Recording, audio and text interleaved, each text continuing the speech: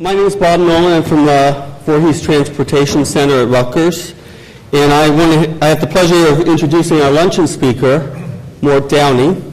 Mort has served in many capacities for I'm not sure how many years, looking at your CV, many years in transportation, both in New York and New Jersey areas, more recently in Washington, D.C. He's been with the New York MTA, the Port Authority, and most, in particular for 8 years, served as Deputy Secretary of Transportation in Washington. He's a member of our board at the Voorhees Center. He's a member of several other boards, including the Rudin Center at NYU, and as well as the Eno Transportation Foundation. My own experience with Mort was in Washington many years ago when he served as chair of the National Science and Technology the Science and Technology Committee of the National Science and Technology Committee of the White House on a committee that was looking at sustainable transportation research and how to direct funding more into those areas and try to shift the priorities of various federal agencies. So with that, I'd like to turn it over to Mort, who will give our luncheon talk. Thank you, Bob.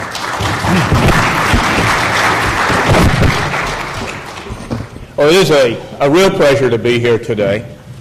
It was also something, obviously, I could not turn down. Rich Keeby is a fellow member of the National Academy of Public Administration, so he put guilt on me. I'm on the advisory boards for both Voorhees and Rudin, so that put guilt on me. I had to do it. I also wanted to do it for another reason, to get back into a better state of knowledge of how things are going here in the region where I've worked for so many years, and this has been a very useful opportunity this morning to hear from both New York and New Jersey, both Steve and Astrid, on how they are getting their work together on the recovery program, having spent a little bit of time during the transition helping to design and think through that program and promise that it would be successful. It's really important to hear that people are taking it seriously and getting on with projects and getting on with work. That will be very welcome news. It also was terrific to hear from Tony Kosher this morning about the Port Authority and about what they are doing today. And I have to say, this is not the Port Authority that I worked for 50 years ago. It's not your grandfather's Port Authority. It's an agency that is really doing great things, and we all look forward to their success and to their participation in the kinds of things we're all working in. So what I'm going to do, if I can find the button here, there it is talk a bit more, not that the subject hasn't been well covered already this morning by Ann and by Jack, about the legislative process coming on in the next year or so in Washington, where it may be going, what we may finally expect to see at the end. I'm reminded of the story of the person who was driving up in New Hampshire, trying to find their way to Grover's Corners, and all the way around the barn they're not finding. They finally see a farmer by the side of the road and ask him, "How do you get to Grover's Corners?" And he said, "Well, you could go down by the pond and turn left." "No, I don't think that'll do it." "Go up to the Four Corners and turn right." "No, I'm not sure that'll do it." "You can't get there from here." Well, I hope that's not what we look forward to in the next year, but there may be some reasons why we won't get there from here, at least not on the timetable that we'd all like to do. But it is an opportunity to rethink where we are in surface transportation, what the policy direction should be, and what we could accomplish in this round of authorization legislation. I think another reason I was asked to think about this topic, talk about this topic, I added up the other day, I have been involved in one way or another in the last 12 reauthorization bills. And before you do the math, they didn't used to come every 6 years, although it seems that way sometimes. But there have been, good bills, there have been bad bills. I think this is an opportunity to really do an outstanding piece of legislation if we put our minds to it and if we understand what we need to be doing and why we need to be doing it. There is, as we heard from other speakers this morning, the expectation that there will be change, partly because people looked at the last piece of legislation that was done, the so-called SAFETEA-LU bill, and said that really, when we thought about it, wasn't very good. We could have done better. At a minimum, we will not name it after Don Young's wife, nor anybody else's, to my knowledge. There are some new candidates for names. There always are. MAP 21, that's Barbara Boxer's view of what it should be, a direction for the 21st century. Earl Blumenauer's contribution yesterday of clean tea, discussions of green tea. I would more like to think, what is it we want to get accomplished, and then perhaps the name will emerge, just as happened in 1991. Nobody sat down and said, let's write an iced tea bill. Senator Moynihan and others said, what do we want to accomplish in this legislation? And said, well, it should be intermodal, and it should be surface transportation, and it really should focus on efficiency.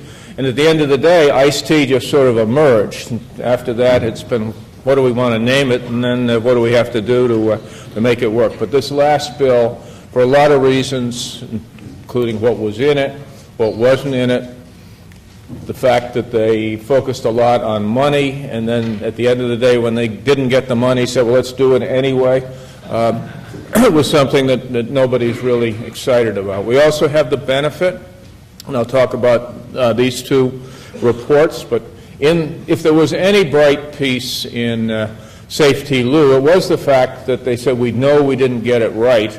Let's ask some bright people to take the time to at least set up the vision of what we might do to get it right next time.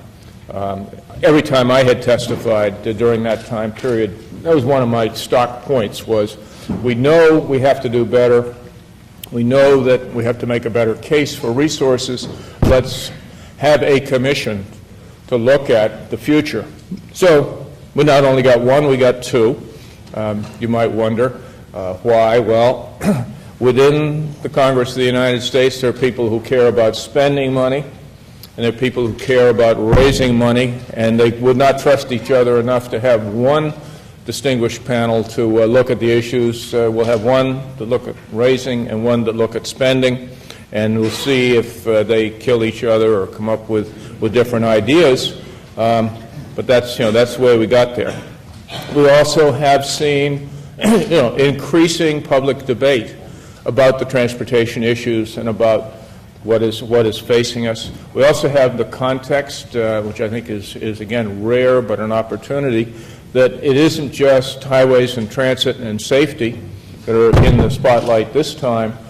Congress, even as we speak, is working on aviation legislation.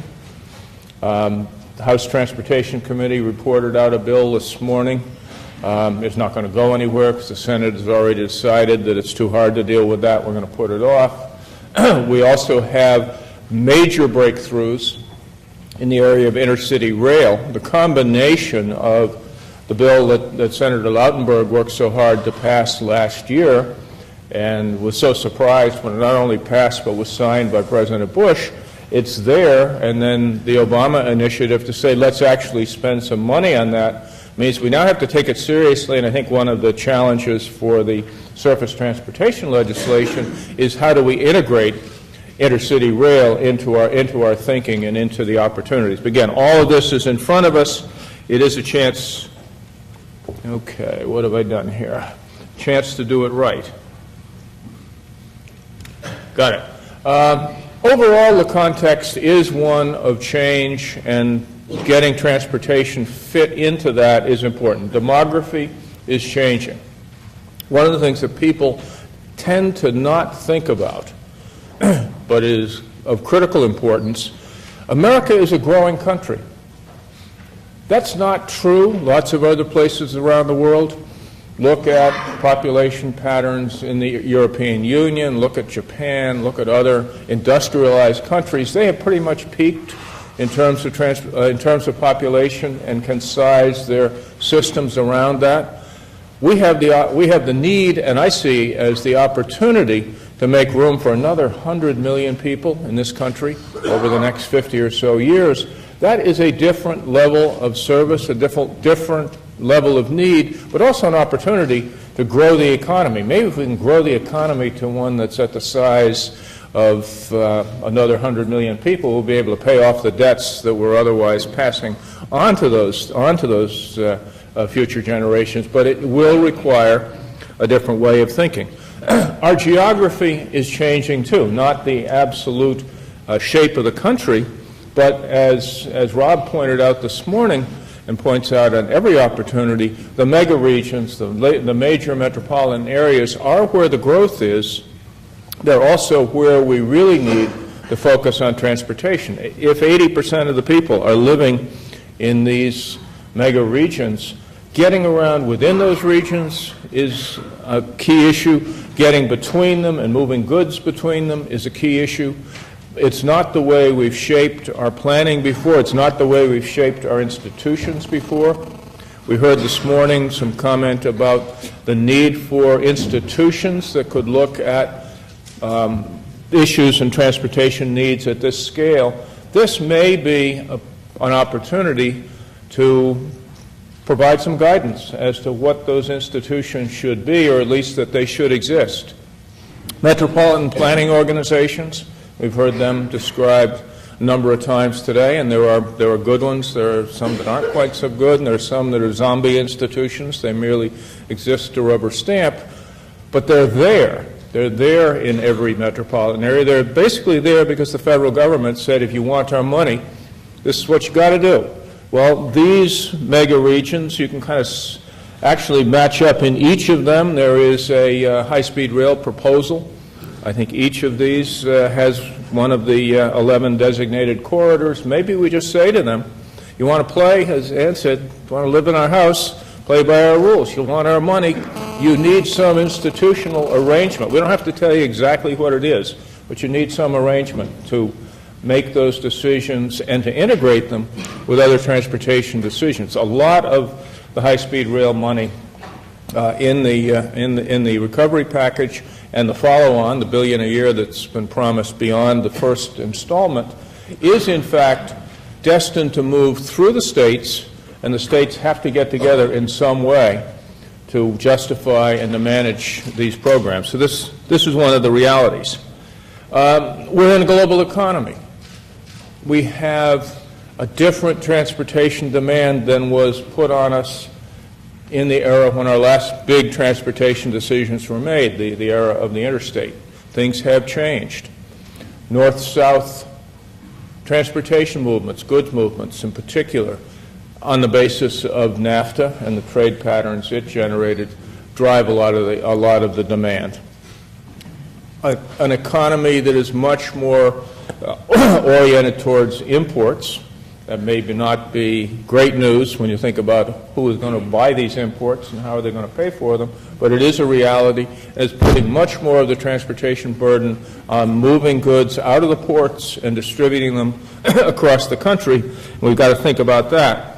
We know, with growing population and hopefully a growing economy, freight traffic is destined to be much larger in the future than it has been, and think about what patterns and what demands that puts on the system and how we deal with that in our legislative thinking. We know that congestion simply for freight movement will be much greater 20 years, 30 years from now than it is today. Those sort of bursting arteries that you see on the map are the roadways that will be well above the level that they are today, and the intersection of those roadways are the major choke points in the movement of goods in our economy. And if you say, well, the railroads will take up more of the slack, and they should, for a lot of good reasons, they got problems too. They've looked at their future and said that the level of rail traffic we expect to see in the next couple of decades, all of those red and orange lines are going to be over capacity.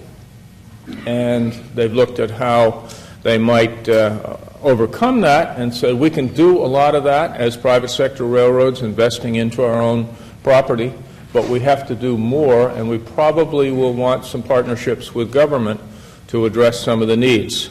So that will be part of the thinking. We need to create the institutions and the means for doing that. We also have a concern, frankly, about how well the system is performing.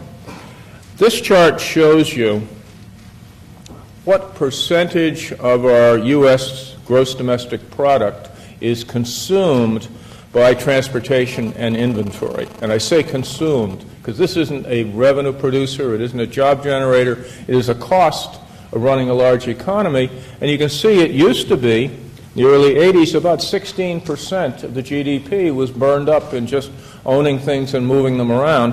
That got down to as low as 11%. And that's a combination of a better transportation system and a much better logistics management system, just-in-time delivery and the like. That gap, that reduction from 16 to 11, freed up an enormous amount of America's wealth and productive capacity to be used for other things. Just at the end here, 2005, and I don't have the data, but I think it's headed in that wrong direction, it has turned up again. More basically wasted effort in moving stuff around as a function of greater congestion, the need, therefore, to have more just-in-case inventory instead of just-in-time inventory. That's not a good sign when other pressures within the economy have been drawing more of our resources. Transportation might be back there again, imposing costs. So we need to factor that in. We certainly need to factor, as we've heard a couple of times this morning, climate change, global warming issues into our transportation thinking. It should be driving a lot of that thinking. We should be saying, what is the transportation system that consumes about 30% of the energy used in the country doing to alleviate its contribution to this problem that, in fact, is a problem for all of us in the country, a problem for all of us in the world, and our children, our grandchildren will be saying, what did you do in this round of transportation thinking to bend those curves? And then we're obviously, as has come up too often this morning, but it is a truth, we're in a very serious economic condition. If you look at what's been happening, it's not good news, and it is really coloring thinking. It's certainly affecting the resources that might be available to invest in this next piece of legislation. It certainly is affecting the public. Consumer confidence ain't very good these days. It isn't its average of 100. It isn't the bullish 140. It's down about 30. Nobody's buying. Nobody's investing. Nobody's really wanting to talk about new taxes for obvious reasons. But we've got to be able to make the case for transportation investment in that particular context. We've seen a massive response. We'll talk a bit in a few minutes about the recovery program and both the opportunities that creates, but also some of the risks that are there if we don't do it well and do an effective job. And longer term, we've got to make the decisions in our transportation system that can build us back to a productive economy. All of the modes of transportation are in uncertain times as well. The trust fund, which has always been a mainstay of financing our system, is broke. It was bailed out with $8 billion last summer.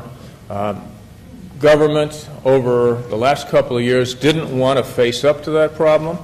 The party line out of the Department of Transportation and the White House was, it's not a problem, and if it is, we're dealing with it. And all of a sudden it was, oh my God, if we don't do something about it, we can't pay our bills starting Friday. So $8 billion advance out of the general fund to make up for the fact that the spending was greater than, in the SAFETEA-LU bill, Congress authorized more money to be spent than was coming in. Well, tell me, at what point do those lines cross? They said, well, they won't cross till the very end or just beyond the 6-year period, because we're going to use the existing balances in the trust fund to be drawn down, and we're going to have a soft and graceful landing at the end of 6 years, and we'll worry then how to manage going forward. On the transit side, again, wanting to have and needing to have a more robust program during the SAFETEA-LU period, but not having new revenues to support it. Somebody came up with a bright accounting change that freed up about $10 billion that allowed the program to grow. But unfortunately, when that accounting change, which was a one-time deal, ran out, it crashes. It crashes to the 50% level that Jack referred to this morning. We've got debates about how we should pay for what we need, debates about should we have user taxes, and if so, should we have more user taxes? Should we have direct fees with a lot of the opportunities that those can create, both for revenue production and for good transportation policy? As we heard earlier, we've now broken the barrier to say general revenues can be used and maybe must be used. That could very much change the nature of program financing. OMB, and I'll talk about this in a minute, but OMB has already seen that weak point and come up with something I think is a very dumb idea for reauthorization.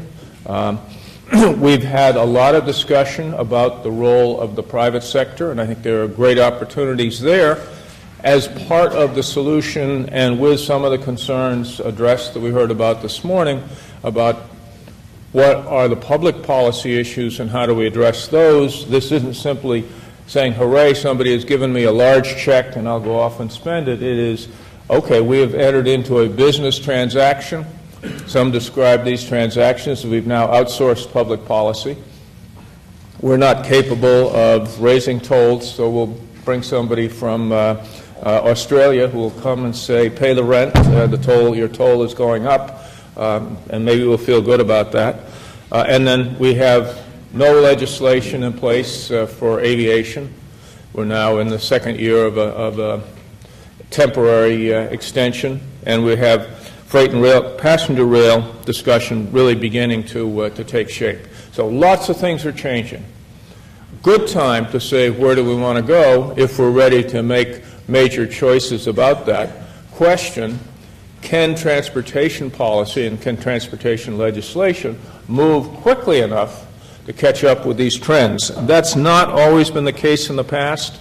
You look back over a number of years. I've not been involved in all of these, but many of them.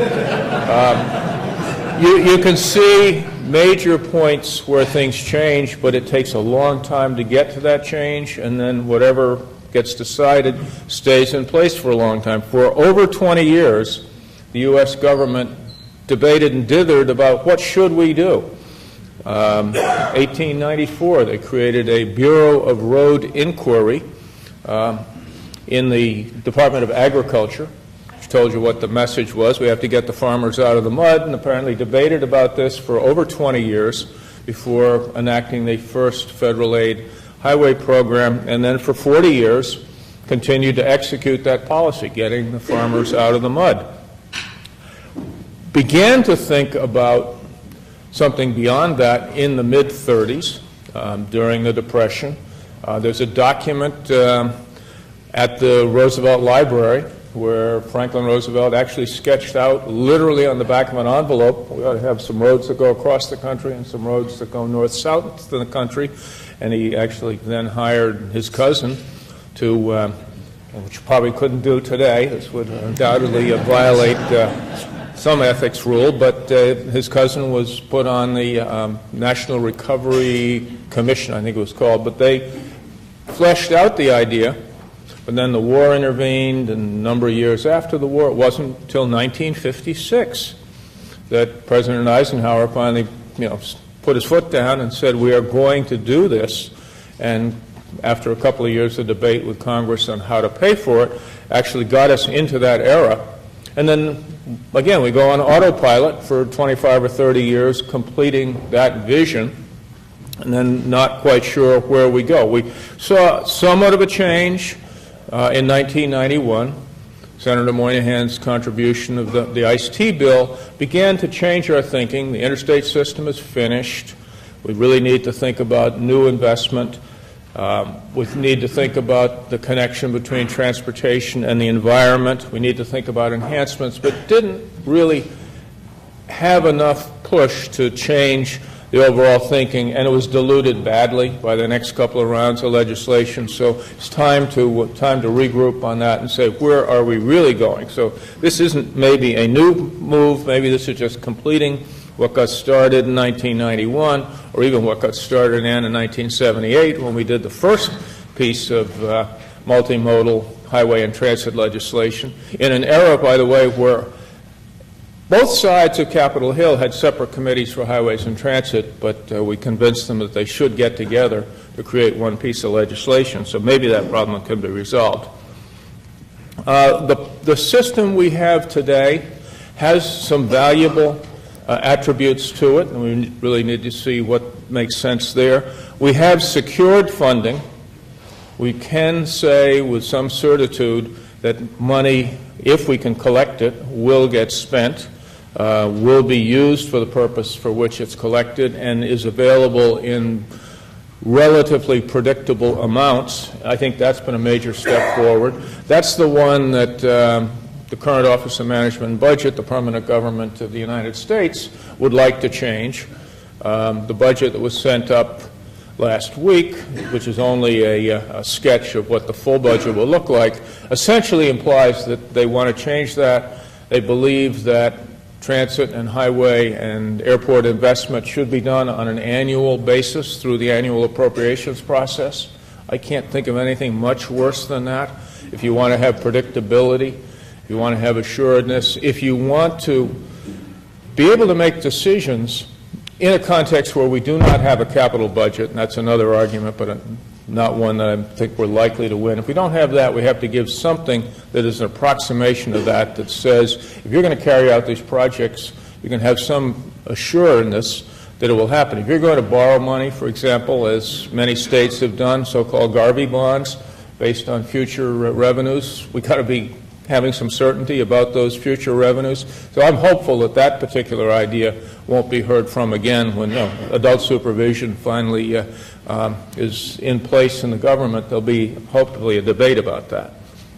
We have some very good history here now with flexible funding, with the ability to make decisions both at the local level and at the national level about where to invest and in what mix to solve what problems. I think we need to retain that. Interesting feature of the recovery program was, in fact, pushed a little further in that direction, as Ann mentioned.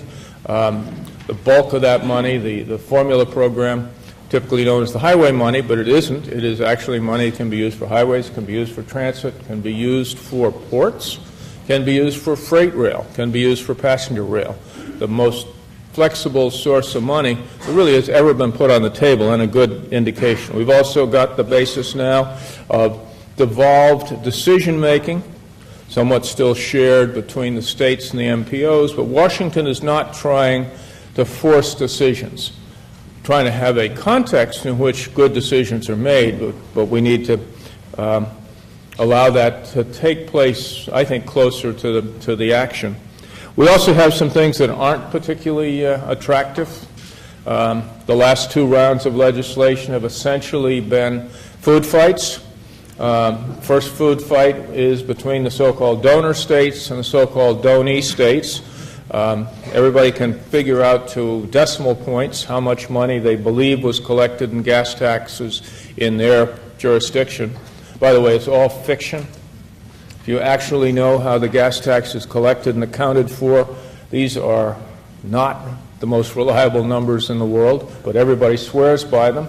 And the outcome of that is typically something will happen in the bill, either in changes of formula or allocation, that will be enough that 26 states are winners and 25 are losers, and that's the way it works. The only time it has been different was T21, When T21 was worked on a dozen or so years ago, there was revenue in the kitty. The gas tax had already been raised. It was now going to be shifted from the general fund. It had been raised as a deficit reduction effort. It was going to be shifted, and that meant new money was available. And when they redid the formulas, there were 50 winners and one loser. And the one loser was Massachusetts, who said we should get as much as we were getting. And they said, well, you were getting this enormous amount of money to build a central artery. They said, well, that's okay. We should continue to get that. But they said, you know, Tip O'Neill is not Speaker anymore. You're not going to get made whole on that. Everybody else, you'll get as much as you used to get. Everybody else is going to get more, but that's a rare occasion. Otherwise, it's the food fight.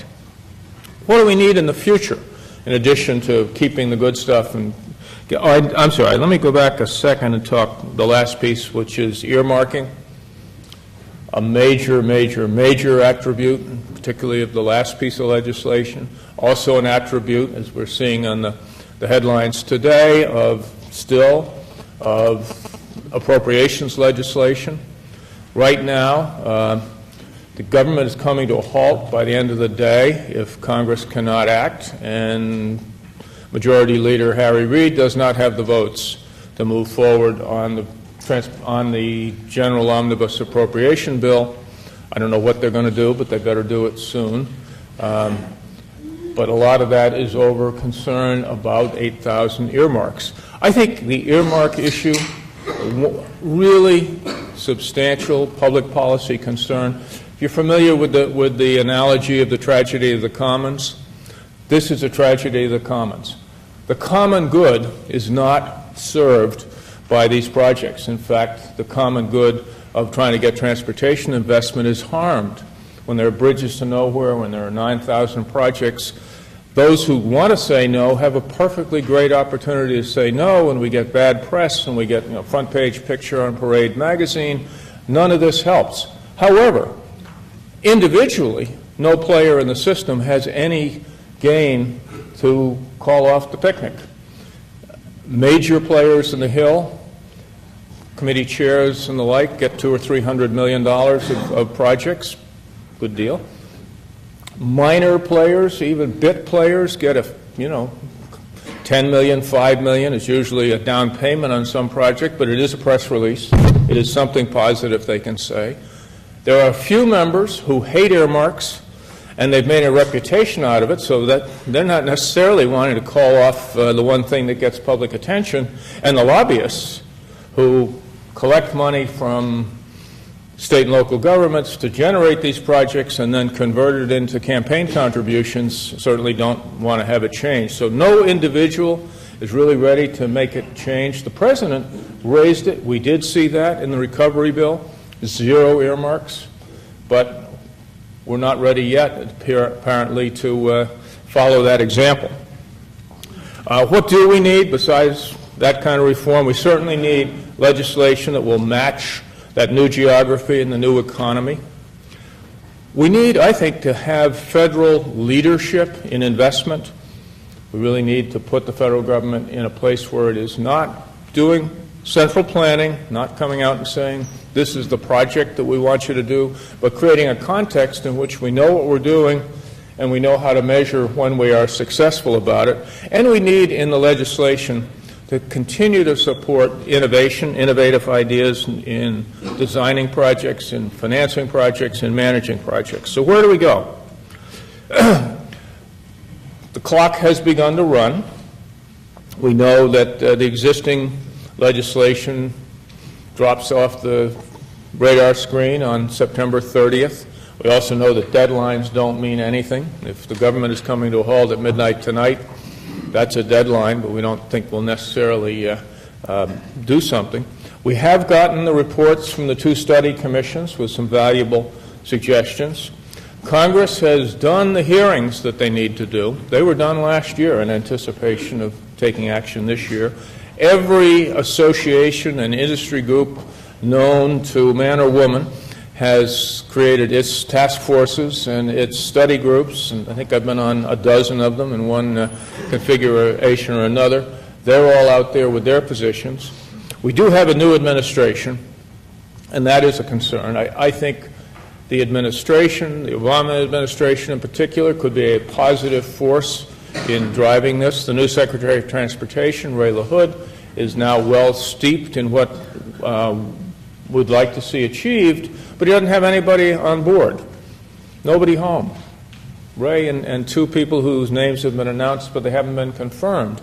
They're not ready to be part of this debate, but I think they need to get ready quickly if they want to influence it. I don't think they can take the position, hold off for a year or two till we're ready grounded, but a little more time for them would be helpful. We have the backdrop of the trust fund problem, the downturn, but it is a key time for action. As I said, we have seen the recommendations from these two commissions. I'm struck now, having gotten the final report from the Policy Commission a year ago and the report from the Financing Commission last week, how close they are in their thinking. This was not what I expected. I frankly expected the one crowd was going to be public works, spend money, achieve results. They did suggest a lot of spending and a single way of paying for it, which was a gas tax, which was a non-starter. When they said 40-cent gas tax increase, people said, you said, what? But there's a lot of good thinking in their report. The other commission, the Financing Commission, frankly was expected to be privatizers saying toll roads and PPPs, and that'll solve everything. I have a sense that that was what the former administration expected when they named a bunch of these people, but the commission seems to have spent their time wisely and spent their time thinking and come up with some good ideas, and between the two, they really cover things well. The Policy Commission made the point to us, we need the new vision. We really need to be thinking about what the transportation system does if we want to sell people on investing more in it. We need to be comprehensive in our planning. They really brought, for example, the freight rail people to the table and said, you need to be part of this, the passenger rail to the table. Concern for bike and ped projects. I mean, they really said everything has to be part of the program, but there needs to be federal leadership. There needs to be better, speedier, more effective program delivery, and we'll need the resources. There was a minority report from that group. There were 4 members of the 15-person commission who were appointed directly by the Bush administration, including the secretary and the former deputy secretary. They signed a minority report, said, no, we need a limited federal role. We need to be doing less. If we do the right thing on public-private partnerships and on tolls, we can actually reduce the gas tax. So turn to the back of the book, you can see the minority report. The second commission, the Financing Commission, which again has just issued its final report but does stay in existence for the rest of the year, issued a unanimous report. There was no disagreement. They did their homework. They looked at what the needs were. They looked at the magnitude of requirements. They came up with lots of different ways it could be paid for and evaluated them against particular criteria and said, guess what? We are not investing enough. We should be doing more. Just maintaining the existing system is a challenge. They looked at the broad issue of revenue generation and said in the long term we need to get to direct user charges for a lot of reasons, including the ones that Michael described this morning, but that isn't going to happen overnight on a broad-based, system-wide basis. In the short run, the existing fuel tax, with all its imperfections, still is important. As Churchill said, democracy is the worst system of government other than all the others. Well, the gas tax is the worst way to raise money except all the others. So let's swallow hard and recommend that it goes up by a dime. And that's their report. That's their unanimous report. They said we need to do better in what we invest in, but we do need to invest and we need to pay for it. A third group that was chartered during this process involved all of the governmental entities, the Council of State Governments, the city managers, the county officials, the state legislatures, the governors, and the cities, and said this is a partnership program, and that group, which I was honored to chair, said you have to make decisions on an intergovernmental basis. You cannot do things at the federal level that preclude or make impossible things you need to do at the local level. Our recommendation said, sustain the existing revenues, create a collaborative process, maintain the user pay or beneficiary pay principle. A lot of local financing in recent years very successfully has been based not on a user pay, but on a beneficiary pay. When people in California vote overwhelmingly to tax themselves to pay for transportation investments, they're willing to pony it up through a sales tax because it's an easy collectible basis, but they're doing it because they benefit.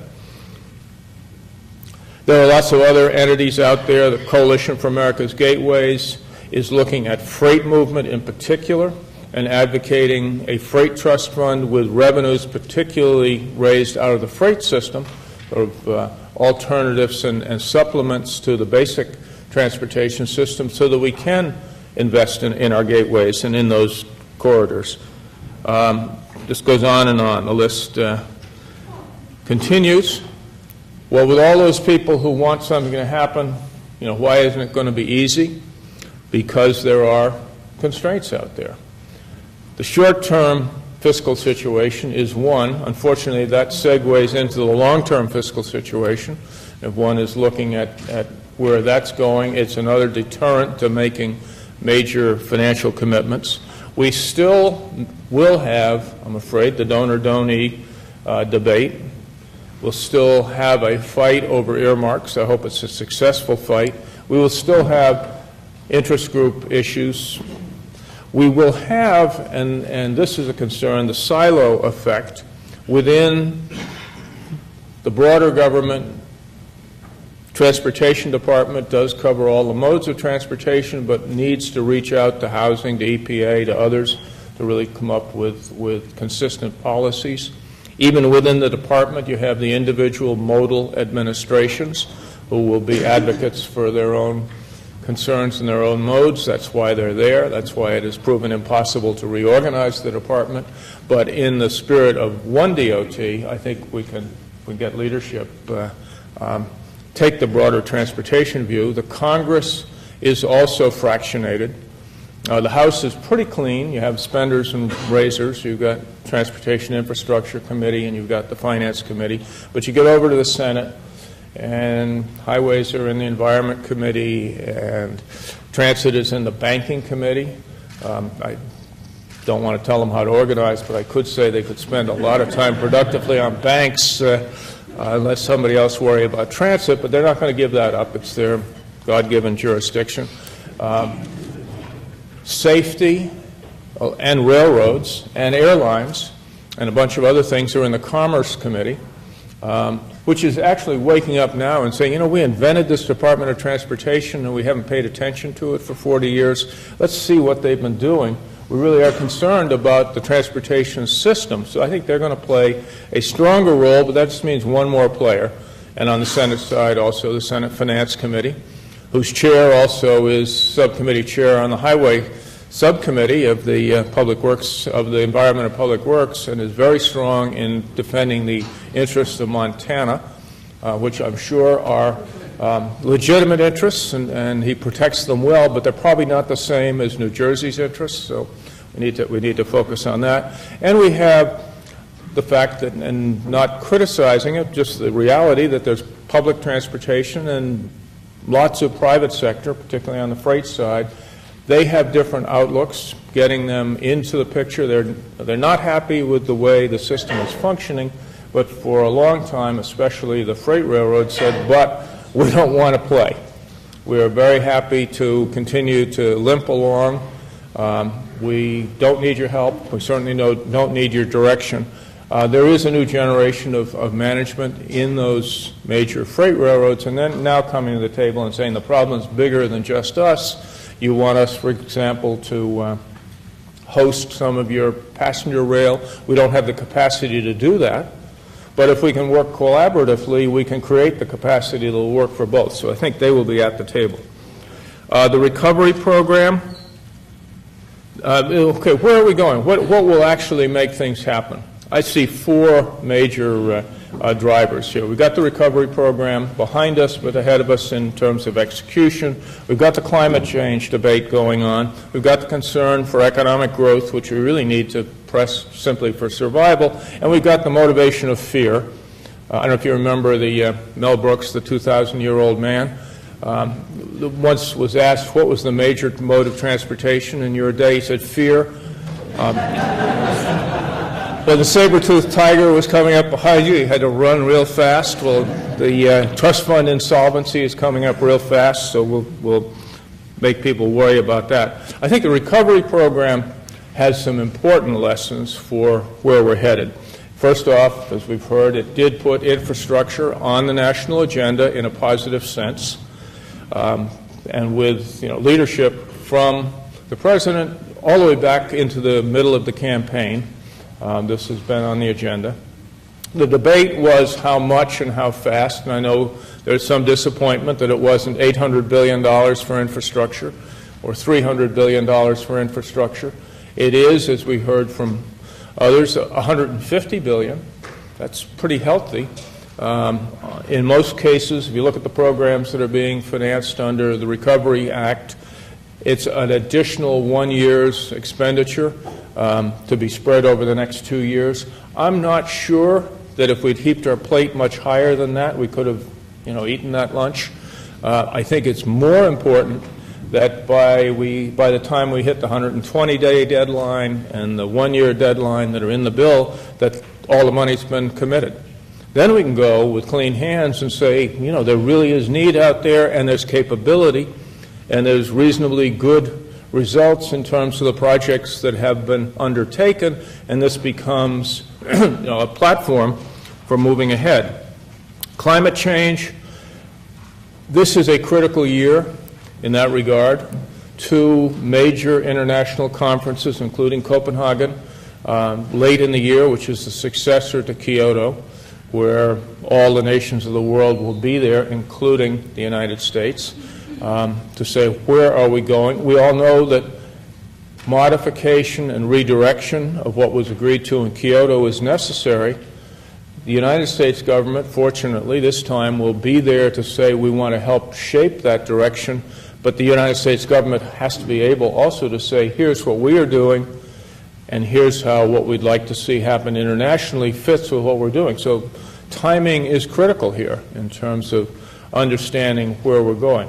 On the Senate side, Barbara Boxer, the chair of the Environment and Public Works Committee, has jurisdiction for both climate change and the highway portion of the transportation bill. When asked which is she going to do first, she says both. Well, can you manage that? She says yes. To be proven, but that's her commitment, that we want to get going on both. And as we heard from Ann, maybe we're going to wrap all of that into, or at least major portions of it, into one bill, largely to alleviate the problem of having to get 60 votes in the Senate, which for most things seems to be impossible. But transportation is critical in giving the U.S. a clear policy position, and it can drive some of this debate. And as we've heard, it might actually finance some of the needs. Congressman Blumenauer's Clean Tea bill, I think, has kicked off polite discussion about, hey, if transportation is such a big part of the problem, why don't we invest some of the revenues that might be generated to alleviate that problem? And on the economic side, clearly the concern about where the economy is ought to focus us on freight movement, how we make that more efficient. We need to focus, as Rob pointed out this morning, on our metro areas, the economic engines. We cannot afford to be wasting as much money as we are in those areas through congestion. We need to resolve the issue about public-private partnerships. They are not everything. They are not nothing. They are a useful tool. They will be there in the future. The expectation is that the new administration will deal with those, and we have the concern about the trust fund, which certainly will drive us. Okay, where should we come out?